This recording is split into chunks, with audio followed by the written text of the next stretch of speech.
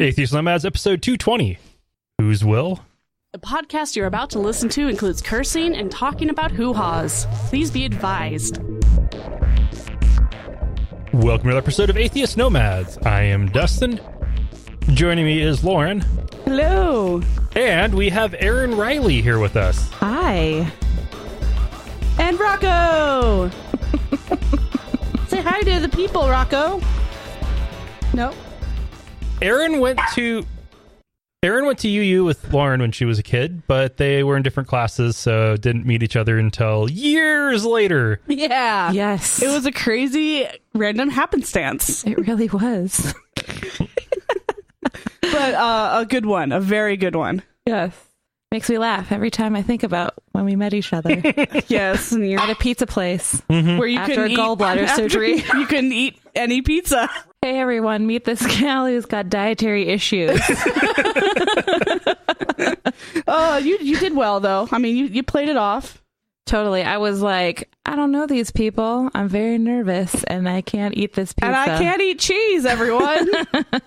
Wow, that looks really good. That cheese that I can't touch. Yeah. Oh man. That was a good time. that was interesting. It was a good pizza party. We should do that again sometime. I mean, we should do the pizza party, not like why we were at the pizza party, though. That wasn't much of a party as a thank you for helping me move my ex-wife's stuff out of the house. Yeah. Here's food. And my new girlfriend. God, I totally forgot about that. And my new girlfriend. Here she is. I totally forgot that was the reason for the party. Oh. That's not a party. That is I just remember that friend part. abuse. That's all I remember I is mean, the maybe pizza. that's a good thing. Yeah. You know, and meeting you. And that was like, That was the it best was love part. at first sight. Yeah. Seriously, he's such a jerk. Oh, well. But he did feed me pizza at one point, so... Yeah. So, Erin, you have a degree in biology. I do. I have a fisheries and wildlife degree, to be Whoop, whoop. exact. Yes. Very nice. Very nice. Yeah. I don't use it.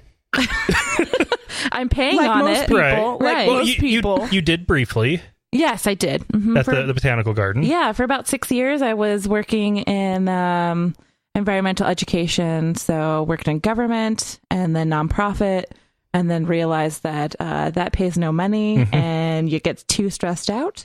Yeah. So, yeah. Generally, it's not a good idea to work a job. Well, jobs that require the degree but don't pay enough to pay back the loans are jobs that should not exist. Oh my gosh. 100% agree on that one. Yeah. Oh, totally. That should be a base rule. Right? Like, you teach your kids when they're in, like, elementary school, okay, this is how the world works. Yeah. Don't get sucked into these kind of jobs. Right. Well, I was like... Mr. Liberal Arts degree, I'm looking at you. I feel like I got duped, though, because really all I wanted to do was watch sea otters play and get paid for it. So I paid $72,000 to get a degree. And now I am a catering coordinator for a really awesome sandwich shop. Okay. I will say that I'm a sandwich pimp. That's my unofficial title. Oh, very nice. All right. So it's fun. Any sea otters in the sandwiches? No otter endangered meat. Species. You can't do that. You gotta protect those endangered species. But Keystone species. they are. Yes, I was just thinking about that the other day, and flippy that's floppy feet. love them And so freaking much. They're so just fluffy. oh god. And you have the distinction of having loved sea otters long before that was cool, right? Yeah. Yeah, it's like Yeah. that's a very, like, past 2-3 years, sea otters have exploded in popularity. I know. I think it's because they keep rescuing babies. Are In they Seattle, the aquarium, Oh. and they're posting videos right? of these babies learning how to swim and toss rocks, and it's just And they're adorable. Right. I see what you're saying. I was like, wait, sea otters are rescuing human babies? What the hell? I didn't see this, but I get what you're saying. Yes, fluff balls. We're rescuing them from the ocean. Yes. The sea otter babies. Yes. No, sea otters are rescuing babies only to dash them upon the rocks to crack them open and eat their tiny delicious skulls. brains. Yes. delicious clam meat. Yes, we've all seen that South Park, right? They are in charge in the future. Yes. They are silly, for they use tables instead of their bellies. Yes.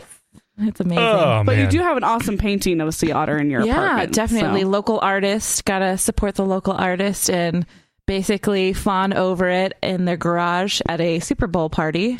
Oh, God. And- Well, you guilt trip them into giving it to you? I was, let's just say it, I was a little inebriated and I was like, this is amazing. And they were like, you can get it out of our garage, then you can have it. And I was like, I will find a Nice. way. Yeah. So I did it. That's awesome. And I have it now, and it's gigantic and on my wall and the It's great. centerpiece of all the living room. Like the conversation starter. It is. Go ahead and move on to Dustin off the degree. Today we're going to talk about, we're continuing the series on comparing Christian beliefs. But one of the parts that this basically is going through a broad level view of a specific part of the entire process of the Protestant Reformation. Okay, everything you just said went right over my head, but maybe because I just slept like 15 hours. Okay, so in the 1500s, Martin Luther was a monk who I knew this one. spent lots of time studying, and he came to the conclusion that the abuses of the church were bad and needed to stop, and that they were wrong. Specifically, he thought that the sales of indulgences was terrible because you can't buy your way into heaven. And indulgences were things that were getting sold, documents saying that if you give X amount of money, you will have a certain number of millions of years taken off your time in purgatory. I mean, that's basically how they do it nowadays, right? I mean, they just call it tithing. Is it That's separate. right? I feel like That that one. was more transparent back in the day. Yeah. Well, that was on top of tithing. Oh, okay. Oh, geez. So tithing is the bare minimum to not increase your time in purgatory, and indulgences are how you can shorten that. The Crusades were basically fought, and the entire recruiting drive was basically on the principle of indulgences. And so Martin Luther, he came to the conclusion that no, you cannot buy your way into heaven. You cannot, through good works, earn your way into heaven. You can only get there by grace alone. So God offers you grace, it is free, and that is how you go into heaven. John Calvin took it a step further. Faith is, as a prerequisite to getting grace, is a work. And so that can't be a criteria for salvation, because salvation is God's doing alone. Therefore, God chooses who is saved and who isn't. Okay. And he gives you grace, and that grace is what will create faith, which will then create good works. So the good works are evidence of the faith that is evidence of the grace that God gave you out of his own choice. Oh, not the other way around. Yeah. Okay. So all the nice things that I do for people, it's because God chose me to be graceful. No, you are a dirty sinner and you're going to burn in hell. Okay, Oh, that's what I okay. thought. Oh, Yeah. whew. You do Good, you nice had things me just worried. because you're a good person. Oh. Yes. Don't let you that get around, you know. Yeah. And so you had all that going on. There was the Counter-Reformation in Was the this at the Catholic same Church. time? Within a decade. Oh, okay. Martin Luther was in Germany and John Calvin was in Switzerland. Then you had the Counter-Reformation going on, where they were starting to actually define free will as opposed to being an assumed thing, but just actually a doctrine of free will. You have, as a moral being, can choose to have faith. And if you have faith, then you will get grace, which will then cause you to do good works. Okay, this is starting to sound more familiar. And it was the Counter-Reformation that also helped end the sales of indulgences, mostly. And that was kind of what went into Anglican theology, because the Anglicans were not... Their Reformation was change the leader first, then update the doctrine as you see fit later. Because the whole point of the English Reformation was to change one doctrine, and that was whether or not the king can get a divorce. Oh, yeah. It wasn't whether or not normal citizens can, just can the king. Yeah. With his massive codpiece. Mm-hmm. I just wanted to spread that all over. Oh, Ew. yeah. So, I don't know why. I just thought of that's- mayonnaise. It's like this. Ew.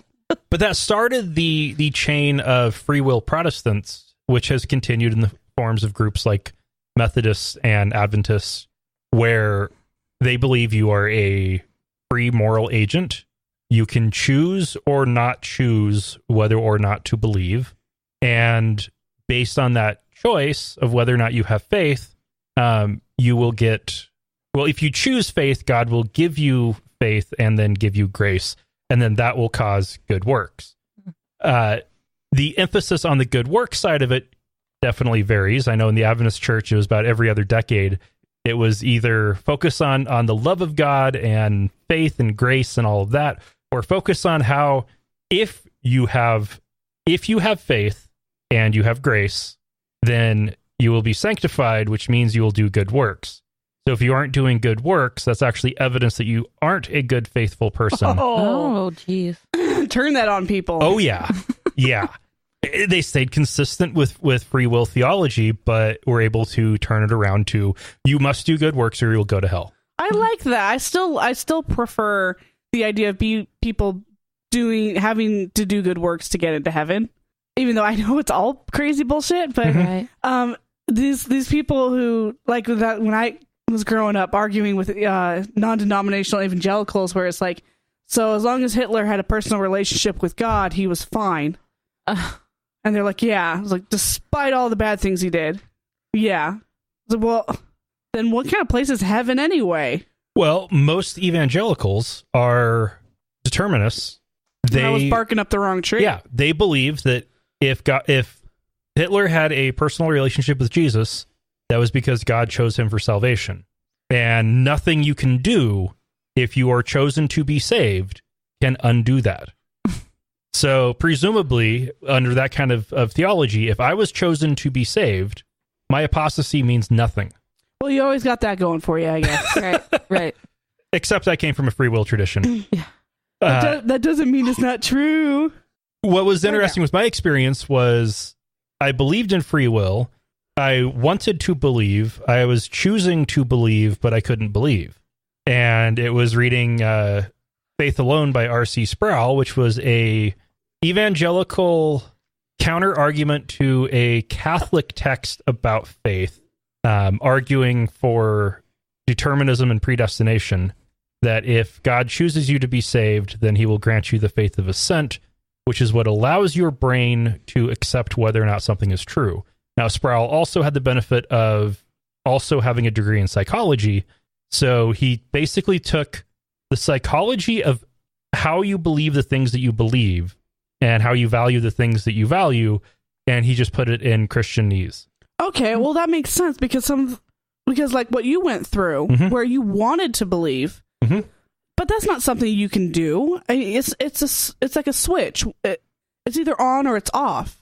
And sometimes something big and traumatic can cause that switch to go off, but you can't force it. Oh, it can also be in the middle period. Oh, where it's like halfway where the lights are kind of flickering? Yeah. And that is a really uncomfortable position to be. I was there for a couple years. Yeah. Wavering between off, on, and flickering. So much guilt. Oh, yeah. That's all I hear is so much guilt. I mean, when we talk religion, all I can think of is like, I just went to this thing on Sunday and we all just sat around talking about other religions-ish sometimes. Yeah. Most of the time it was just arts and talking crafts. About eating. Yeah. Mostly it was food. Coffee.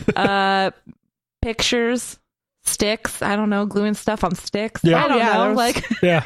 You and I grew up with such a... Yeah. It was great.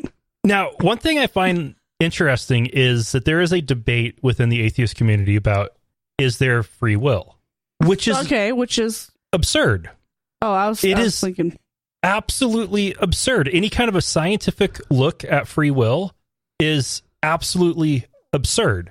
It is a purely religious concept. Well, I was thinking not everybody can go on pure science. They need some kind of philosophical something. But free will as a concept only has meaning as a theological term. Oh, well, now that you kind of explained it, yeah, I can see that. Because the default, if is we do things because of reasons. We are not independent moral agents who are able to act contrary to causal factors. No, we are biochemical machines that act in response to various inputs into the system. Inputs and outputs. Matrix. And as I am a robot. And I am also basically coming to the conclusion that we are basically driven by hormones. Oh, chemicals. It's all chemicals. Uh-huh. And feelings and shit. Serotonin. Which is also dopamine. Just hormones. Yeah. Dopamine, man. Totally. It's pretty dope. Listen, I just do what makes me feel 90s good. kid. And then I get guilty feelings about it. So much guilt. But how is there free will if you're driven mostly by a need for certain chemicals or driven by hormones? Instinctual survival stuff kind of takes away the whole grandiose theory of free will. But I think there's a big picture free will and then there's small picture free will, and that's what's always confused me when it comes to this debate is when it comes to like our base actions pretty much aren't our own. Mm-hmm. Because we are a species that is trying to survive to the next generation, and that's very heavily driven by everything in our bodies. But there's a higher level of like intellectual stimulation that you get from the overall, what am I going to do with my life? What kind of life do I want to live? That debate, I think, is more fun. Although where that one gets really interesting is they've done some fMRI studies on it and found that you have already decided the action you are about to do before you have a conscious thought about doing it. Well, that's and I can totally see that because that's why I overeat. You already made that decision, didn't you? I totally did. I am actually very honest with myself when it comes to decisions where I will pretend to like be like waffling, but I know deep down inside what I'm already going to do. Right. And it's almost always the bad thing. But you can't just say that. Say, well, what are we going to do for dinner tonight? Well, we could have salad or pizza. Well, and I'm like, oh, well, salad would be good. No, you decided 3 days ago you were going to have pizza. Lauren, you fatty. Now, but where it gets really bad is the fact that our criminal justice system is built upon a theological concept. It is entirely built on free will, and that if you punish people for being bad, they won't make those decisions, as opposed to looking at the reasons why people are doing the things they are doing and figuring out how to change their situation so they won't do that. Oh, well, then it just comes down to money at this point. That's just charity. That's socialism. Communism. Oh, my gosh. Nope, can't do that. I mean, gosh, we could talk about this for a while, but we can't change anything. And the reason why we can't change anything is because then we won't make any money. And I'm not saying we, as in the three of us sitting here, but because we aren't going to anyway. System, we're screwed out. But the system, it's just like talking about. I was just talking to some people about larger nonprofits that seem to be doing things good. Yeah, good work. They certainly put enough advertisements out, Mm-hmm. right? But then they turn around and they use their money for things that we already know, but that's because they're big funding. Yeah. That's how they get the funding, is that people are telling them what to do. So, oh yeah, by the way, it's Breast Cancer Awareness Month. So, and that's exactly why we were talking about it. Ah, yes. So, well, you have that one. American Cancer Society is another one where they spend most of their money on raising money, and it's a self-perpetuating that's what rich people do. Entity, right? That doesn't really do much other than raise money to raise money for the sake of raising money. Well, there's that very, very pink nonprofit. Mm-hmm. Particularly pink, that we're not pointing any fingers anything. But it's just interesting, because they claim to do a lot of research funding, but they're funding all that research that we already know about. And they refuse to do environmental research because that's not how they're going to get money to pay themselves and then have these huge walks and have these huge campaigns and or preventative stuff. Right. If that were, a little bit of that, but if that were true, then Planned Parenthood would be not under attack constantly. Right. Yeah. But that's just the systems, and I think, it's almost dangerous to think about fixing those systems. Yeah, it really is. But I think you kind of hit it on the nose right there. I think especially women and people of color, is it worth risking it all to try and make this a better place? Or do you just keep your head down and try to survive? well, I think that's the bigger question. I feel like sometimes I'll say that. I mean, sometimes I feel like, man, I really want to go out there and I really want to lend my voice and I really want to make a difference. But then it's like, God, it's never going to happen. I mean, no one's going to listen to me. I pat my own back there because I right. shared my story. Right.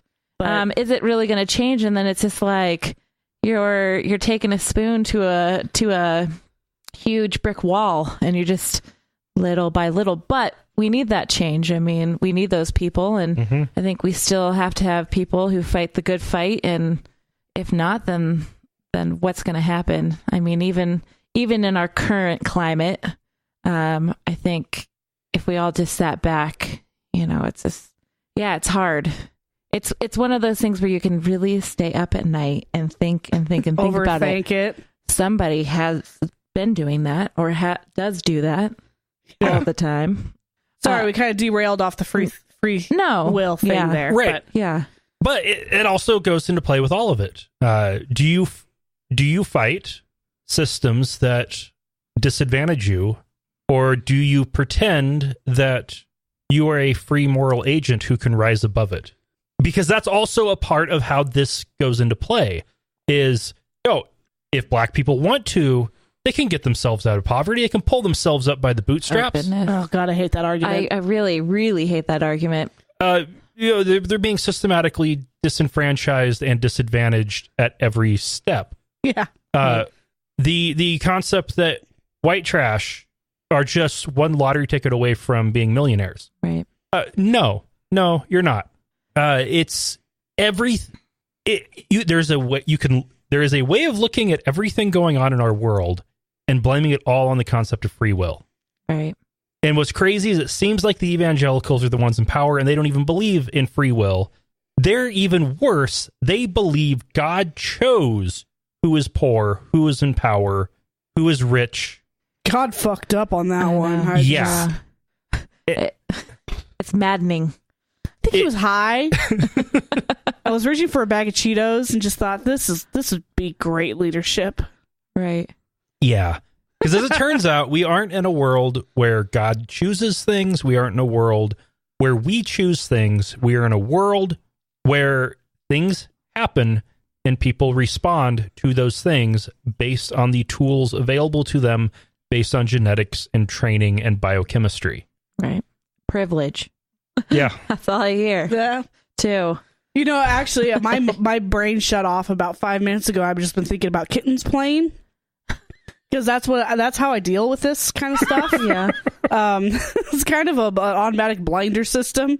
It's like there's a Hitchhiker's Guide thing where if there's special sunglasses that go completely black if they sense something that might alarm you. And that has basically been my default for a couple of years now. Yeah. Only involves puppies and kittens. Yeah. All right. Well, it's the otters. Take the magic sunglasses off. Okay. At least during the break, and then we'll be back with news. Atheist Nomads is proudly brought to you by Archway Hosting. Check out their low-price, full-featured hosting solutions at archwayhosting.com. That's ARCHWAY hosting.com. And we're also brought to you by listeners just like you. You can find out more at patreon.com/Atheist Nomads. That's patreon.com/Atheist Nomads. And if you can't spell atheist, just remember, the root is the Greek word theos. So that is why the I before E. Yeah, anyway. This is my brain dribbling out of the side of my head. That's why we have spell check. That's what Google is for. Although I do find it hilarious when atheists tend to think that they're highly intellectual, but there's so many out there who can't spell the damn word. Right, because and it just makes me feel better as a human being. It's like, God, we are so flawed. I before E, except after C. Unless you're with a weird foreigner. And a whole bunch of other stuff, or if it has a foreign root. Yeah. Oh gosh. Grammar. Spell check. Yeah. Back in 2013, FFRF co-presidents Annie Laurie Gaylor and Dan Barker won a district court case claiming that the ministerial housing allowance tax exemption was unconstitutional since it favored religion over non-religion. Their case was then dismissed in 2014 in the Seventh Circuit with a ruling that they didn't have standing since they hadn't tried to get the exemption. So they then had a portion of their salaries and the salary of Ann Gaylor, President Emeritus, designated as housing allowances, but they were denied by the IRS. This led to a new lawsuit last year. And like, ha! Yes, and U.S. District Court Judge Barbara Crabb has again ruled in their favor. Yeah. Playing the system. I mean, good for them, I guess. It just, showing how broken the system is doesn't necessarily fix it, though. Well, the goal of this is to get the ministerial tax exemption removed. Right. And there is documented evidence of the reason for that provision in U.S. law. It was specifically to benefit ministers as valuable agents in the fight against the godless communist threat. Right. Okay. That's us in this room right now. Yeah, basically. So I mean, the card carrying member, right? Practically. So the whole. You need somebody who will get on that, get it shut down immediately. Is the Church of Satan, which would qualify. Yes, it would. They would actually qualify for this. FFRF doesn't, and the reason they went ahead and tried to get the exemption is to prove that even though they are lead an organization that in many ways is equivalent to a church, they provide credentials for people to officiate weddings, for example. Okay. They cannot in any way, based on their beliefs, become eligible for that exemption.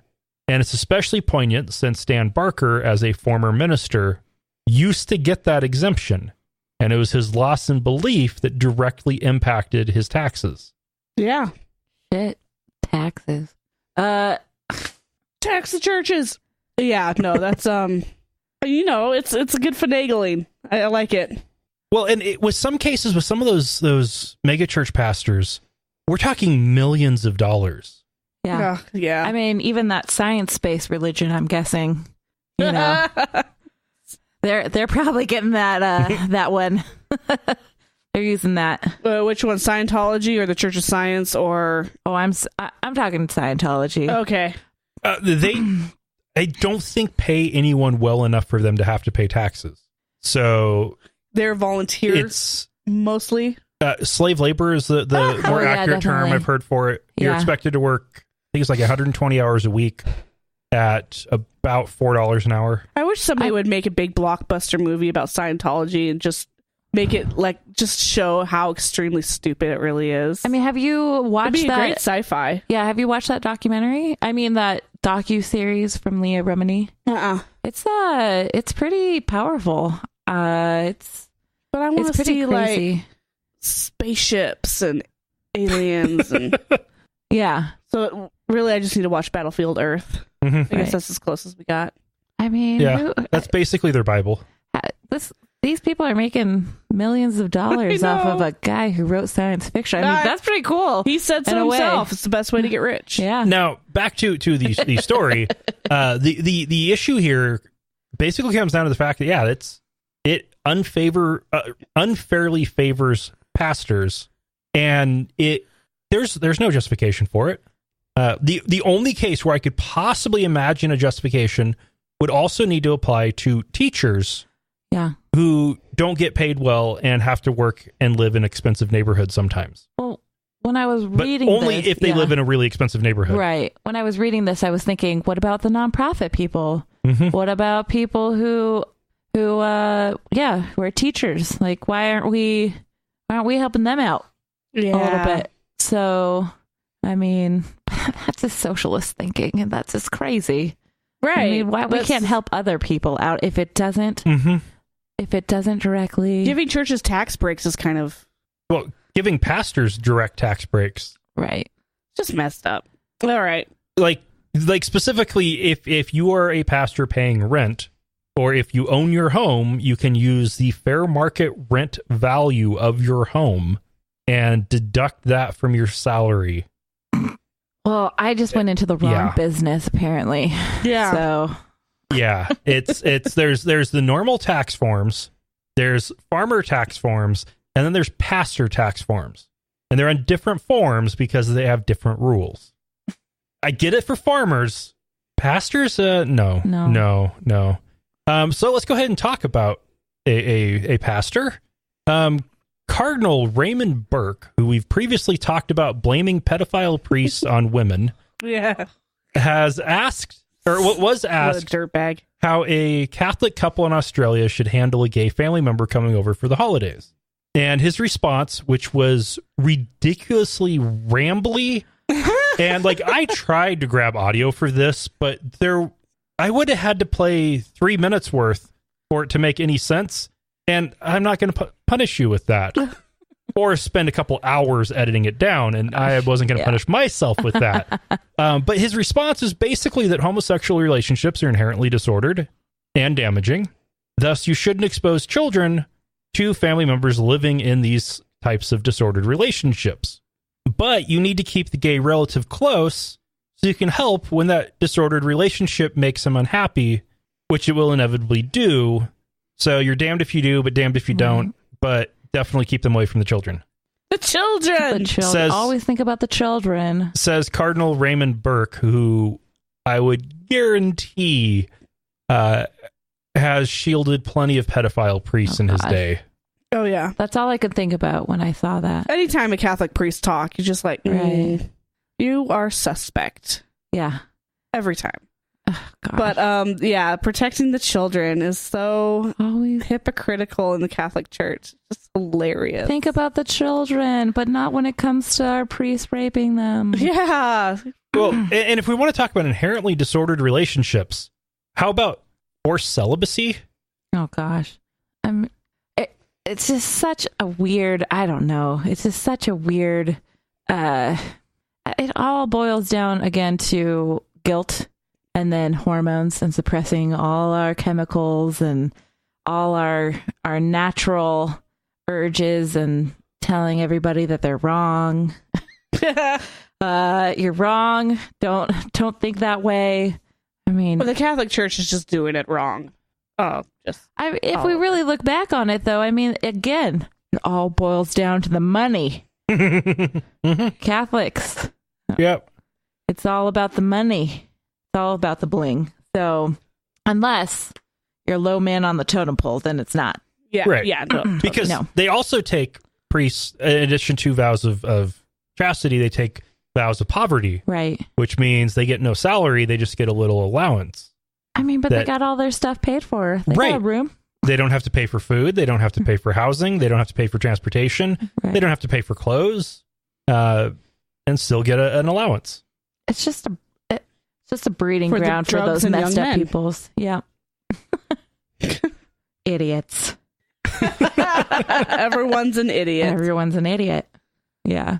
No. Well, such as Attorney General Jeff Sessions, who on Friday issued a guidance menu providing the administration's interpretation of federal law. We're talking 25 pages that basically said religious freedom comes first. Oh, jeez. Especially in discrimination cases. God. It's just the thought of putting religious freedom over anybody's civil freedoms and civil liberties and just basically treating them like a human being. But, you know, I can step over there and tell you that you're stepping on my religious freedom to tell you that you're an awful person and bully your house. I don't know. I mean, go to extremes.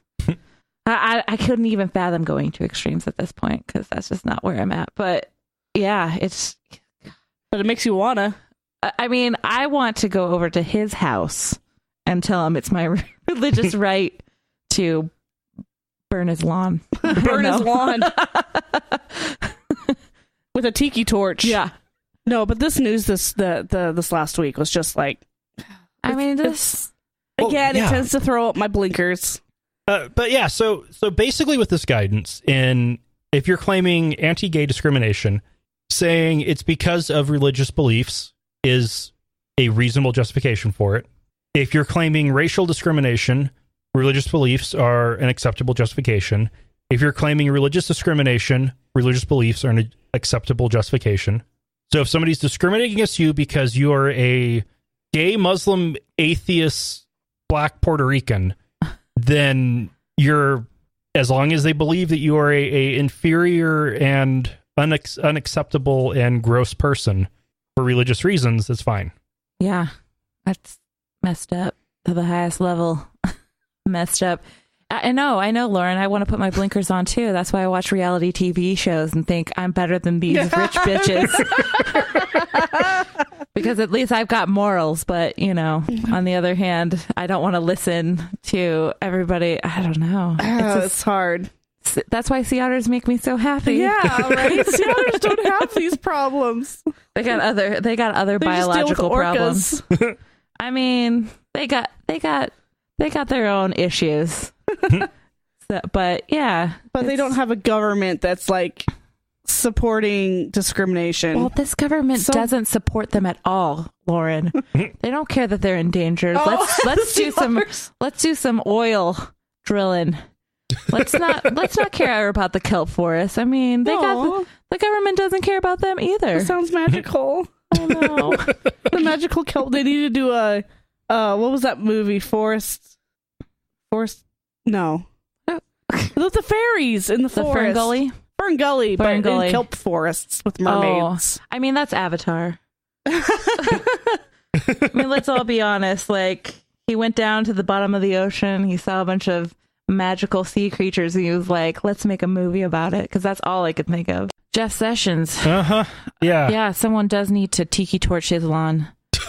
For sure. Well, this next story is a direct example of applying this principle that religious beliefs come first. Oh, and it is important to note that one of the things he was concerned with was that it was unfair to have it as a test as to whether or not those beliefs are actually sincerely held. To be fair, I think it is ridiculous to have as a standard sincerely held religious belief, because what's that even mean? Right? 99% of people are not sincere, don't have sincerely held beliefs in anything. I sincerely believe in sea otters, though. Yeah, well, they are super pings. Yeah, well, yeah. But so, yeah, he got kind of redundant and oxymoronic. So he got 1 point right. The other, so that basically one sentence is good out of 25 pages. 25 pages. So, that you got to get something right with that many words. Of course. But the Trump administration has now announced That's basically how I passed AP English. Yeah. That they will allow any religious exemptions to the contraceptive mandate for health insurance. So any private or publicly traded company, any not-for-profit or for-profit organization, it doesn't matter. And while it's not known exactly how far this go or whether insurance companies will still have to coordinate coverage in the events of a exemption, several lawsuits have already been filed by several states and the ACLU against this rule change. Right. Oh my God, it's the stupidest, most anti-women, anti-American thing to do. Pisses me off. Yeah. Because damn it, I deserve to be able to have sex whenever the hell I want. I'm not even going to pretend it's about this for medical benefits or anything anymore. It's like, no, I just want to be able to have sex when I want. Men do. Yeah. Well, and I mean, and isn't Viagra covered by insurance? Yeah. Usually. I mean, so they are promoting men having sex. It's a promotion. Well, but so in our situation with the acquisition that is going on at work, our insurance will be switching from one that provides comprehensive contraceptive coverage to one that doesn't, and you have to call a different number to get that coordinated. And it's the doctor that has to call to get it covered. Oh. And doctors don't want to deal with this shit. Yeah, they don't want to deal with it, but they have to get paid. And okay, that sucks, but at least it's still available. if that changes, then due to the decision, the purchase that took place, that could negatively impact us directly. And that sucks. Yeah. Now, fortunately, they're a large enough company that it works so ridiculously slow that if they're Catholic, they're gonna if they decide they're gonna move on this one, they're gonna move fast. It'll be the fastest decision they've ever made company wide. Yeah, I mean, this is the one thing that I'm glad I spent as much money as I did going to an Oregon school for 5 years. Free contraception. I mean, free birth control for women. It was something that all college students were afforded, and it was amazing. And then I moved to Idaho and didn't have insurance, and then was forced into a different type of birth control, one that I do not like. But it's one of those things where the most cost effective. And the most cost effective is like, when it comes to medication, sometimes just doesn't cut it. No, not for everybody. I mean, because again, it goes down to hormones, and my hormones do not like this at all. Yeah. And my body does not like this. But unfortunately, if I want to have this contraception, if I want birth control, I have to have an IUD, and oh God, it's awful. Doesn't work for me. But I don't know. I just got insurance through my company, so we'll see exactly what is. Yeah, we'll see exactly what is or isn't covered. Like a kid in a candy store. Yeah, it's a new world. It's a whole new world for me. But we'll see. We'll see what their birth control options are. I mean, it should be everything. Hopefully. But birth control is interesting for ladies because, I mean, depending on. It can either be free to, $50 plus each time, Yeah. So there's, but yeah, I mean, I just saw something on social media, of course. I roll my eyes. I hope everybody can understand that. But it is true. I mean, not just having sex. I want to have sex and I want to be protected, but there are, sorry, Lauren, I'll go with it. It is a medical. Some people do have to have it. Most people who are on birth control are probably on it to help ease something, menstrual pain or bleeding or no, I don't deny that at all. Yeah, but it almost I was just saying that it kind of for women who just want to have sex. Yeah, well, let's not take that privilege away from them. That's just as legitimate. It's true. No shame in that at all. I think. And you know what? We shouldn't have to justify it either, right? Like, we shouldn't have to say, it's almost like an ease on it and trying to be like, well, I take birth control because it's medicine. Exactly. Well, fuck. It's none of their business. There are going to be people who just take it so that they don't have unplanned pregnancies. Crazy. Right. Yeah, because that's good for everybody for unplanned pregnancies to be rare. Right. But not the norm. Yeah. Yeah. Well, then, yeah. Even though this based on the current stats, it's still, I think, a third of all pregnancies are unplanned. About a third are kind of sort of planned, and about a third are actually planned. Right. Yeah. Yeah. Anyway, speaking of man, all of these, I did not intentionally put these into a nice logical flowing order, but it happened. Kudos Erin's to magical you. like that. Representative Tim Murphy is an anti-abortion Republican from Pennsylvania who just voted in the passing of a House bill that aims to ban abortions after 20 weeks, which, of course, seems ridiculous because the federal government does not regulate the practice of medicine. That is states that does that. But Republicans want to take away states' rights and force it at the federal level. Oh, that's so not Republican. I know. That is so contradictory. But he also just announced that he was going to be retiring at the end of his term after it was discovered that he not only cheated on his wife, but he pressured his mistress to get an abortion during a pregnancy scare. Well, maybe she had birth control. But, of course, as it turned out, she wasn't pregnant, but she does condemn his hypocrisy. But she kept every single text. Yep. That's how you do it. Power to the mistresses, man. That's... What?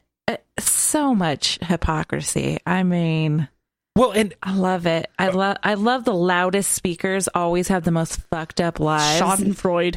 and Yes. I have to wonder why this woman didn't know better than to get involved with him. Ugh. She's Because she wanted sex, man. She wanted money. he's 65. She's a forensic psychologist Oh, Power. in that her is cool. 30s. I feel like a movie should be made about her. Yeah, totally. So Like she's almost like a superhero now. like she's way she set him too up. good for him. Yeah. Yeah, totally. I know. Maybe it was about power. Maybe it was about a job. You know, I want to think this woman is real. Well, she's smart, Yeah. but you know, the heart wants what sometimes- the heart wants. Yeah. Sometimes Hormones. you can be super intelligent and have awesome degrees and stuff and still struggle to get by. Yeah. Yeah. Shout out to everyone I know. Hey. Hey. Hey, Lauren, you just described my life perfectly. Yeah. Thanks. You need to find yourself a nice little sugar daddy. Oh, goodness. Preferably no, one that you could blackmail later. That's exactly. How did you know my Oh my life? God, Have you been right? reading my journal? I should be a life coach. A Missouri woman who had to wait through the state 72-hour waiting period, go through an ultrasound, and read state-provided Sigh. material that says that life begins at conception, Ooh. Roof. who then did get the abortion. She's been fighting, and she's going by Jane Doe in the lawsuit, Right. has been fighting this ever since in 2014. She's had attempts made to say she doesn't have standing because she's not pregnant now, Just, yeah. which is Yeah. absolutely absurd considering the fact that You only have standing for 9 months and good luck getting anything to court in that time. yeah, Right. and especially through appeal. Jeez, it almost seems like it's set up to fail. She like her initial attempt was to get an emergency stay or emergency injunction to allow her to forego the waiting period because it did actually cost her quite a bit of money. The nearest place where she got an abortion was far enough away that it was expensive to drive there, and she had to get a hotel room for 3 days. Oh my gosh. And she identifies as a Satanist, has had these satanic Right. temple support through all of this, Nice. has been claiming that this violates her religious beliefs because she believes that it's not a distinctive human being, that her body is hers alone, and that life does not begin at conception. And the form she had to sign, the informed consent form, she felt was forcing her to agree to statements that go against her sincerely held religious beliefs. So while this was kind of floundering in the appellate area in Missouri courts, the state Supreme Court decided to go ahead and take it. Ooh. It hadn't come to them. They said, no, this is a constitutional issue that needs to be looked at. So they're Yoink. like, we're taking this. Nice.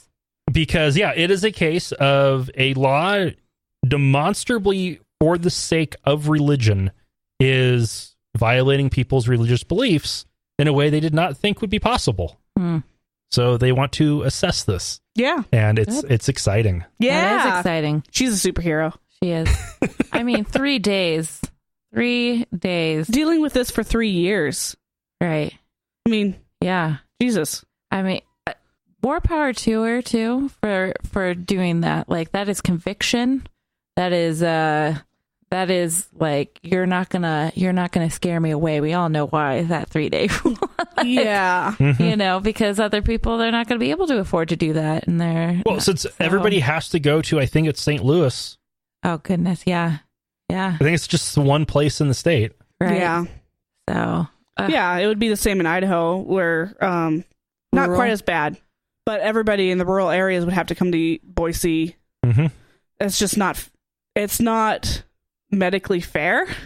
Well, and that's You why have to have equal yeah. access to healthcare. That's why they've been trying to fight in the state legislature, telemedicine, because you've got women in rural areas doing a video chat with a doctor in Boise and getting a prescription for abortion pills.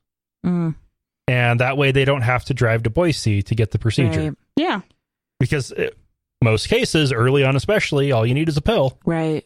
Yeah, it's not like people are waiting till they're 19 weeks pregnant and saying, "Oh crap, I need an abortion this week." It's usually, I mean, there are some people obviously where they don't know that they're pregnant until that happens. Right. But for the most part, most people know well before 20 weeks. Oh shoot, it's Plan been on for my it. calendar. Just leave it up to the typical American. It's like you flip over the month and you're like, "Oh shit, I totally forgot about that." Yeah. It's at the beginning of the month too, so you're screwed. And especially if you're planning on getting an abortion, making it, you're not going to schedule that out until after you've already gone through all of the morning sickness of the first trimester. No, you want to get rid of that shit. Yeah. Yeah. The kidney stones, man. There's no good comes of waiting. Either you're going to go all the way through to the very end and not abort, or you're going to want to get that done now. ASAP. Yeah. Yeah. It's absurd. And what it always ends up coming down to is with those 20-week bans, those are all justified based on fetal heartbeat and the ability to feel pain, which, okay, whether or not a 20-week fetus can feel pain is not well settled. No, they pretty much know that it twitches when you poke them. And yeah, that may or may not be pain. But being able to feel pain may not be a term that makes sense at that point. Yeah. And ultimately, it's a scientific thing, not a legal to thing. me, it would just make sense if they want to do a ban for the sake of this thing that could be alive. You wait until it is possibly viable outside of the womb. Mm-hmm. Ban after that. Yeah. If you can do a C-section or even, preterm labor and it can survive, then okay, yeah, I can see people arguing not killing that, not doing abortions at that point. But before that, it is still a part of the woman's body, literally a part of the body. Well, and it is probably never happens that elective abortions that are not medically indicated happen that late in the process. I mean, it may have happened, like, seriously, once, maybe twice, a couple of times, because they always find those gruesome pictures to post on college campuses. Oh god! But no, it's 99% of them are done well before the 20-week mark. Yeah, like 10, 12-week area. Yeah, right.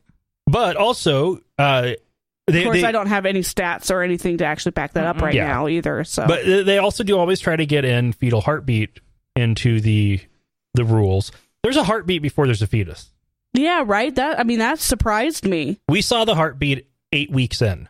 That was an embryo. I'd only known for a couple of weeks that I was pregnant, and we found out early. Yeah, and that heartbeat was not from an actual heart, because there wasn't really a heart. It was more like a couple of cells that were just kind of, it was what up against each will other. eventually become a heart. Right. Was already starting to beat, even though that wasn't. Yeah, it was fascinating. But if the goal is to ban, as long as they can get fetal heartbeat in there, and if they can get that to pass legal muster, you're looking at an 8-week ban. Yeah. And at that point, effectively, you just can't. It's just an all-out effective, complete ban. Okay, fine. Ban it. Make these women go through it, and then you support the shit out of them for the rest of their fucking lives. Oh, no, Lauren, that takes too much money. That's not going to happen. God, if they spent half the amount of money that they did on anti-abortion stuff just to help support women after they've given birth to an unwanted child, right, we would have a great adoption system. We'd have a great fostering system. Better welfare programs. Better welfare programs. Right. Oh, man. It would actually be exactly what I want in this world. So, yeah, get on that, people. Yeah. And also, we can have all of that and still allow women access to safe and legal abortions. Right. Because if there's anything that history teaches us, and that places that don't allow abortions, is women who want abortions get abortions. No matter what. No matter what. Yeah. And the choice comes down to, as a society, is do we want these women to be able to survive the experience or not? Right. No, there are people out there who don't.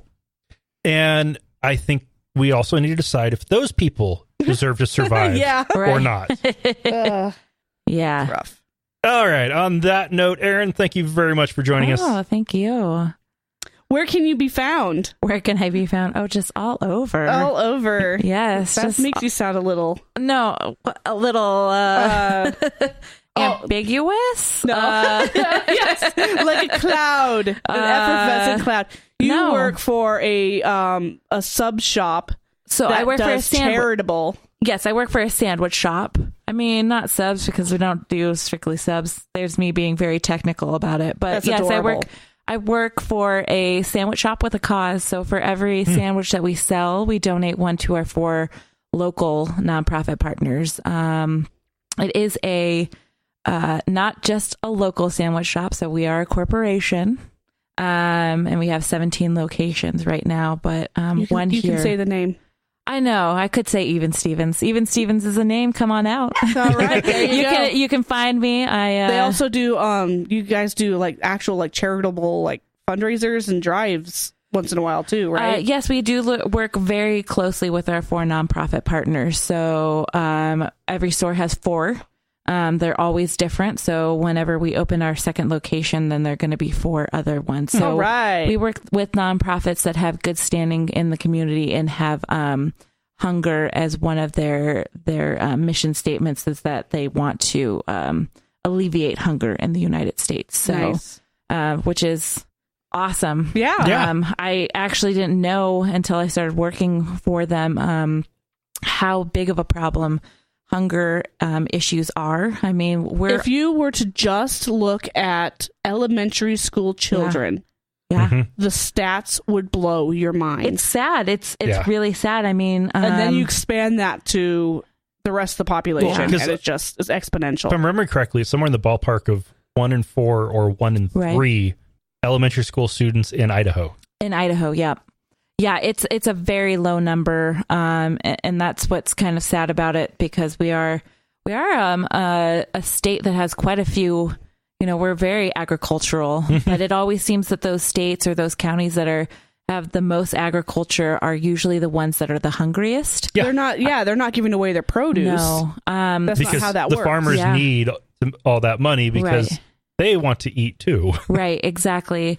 So you can't feed children on potatoes alone. No, but you could, and they're delicious. Yeah, I know. In and they've almost got so every much form. nutrients. Yes, but it's I mean, really, the stats are Idaho girls. What do you say?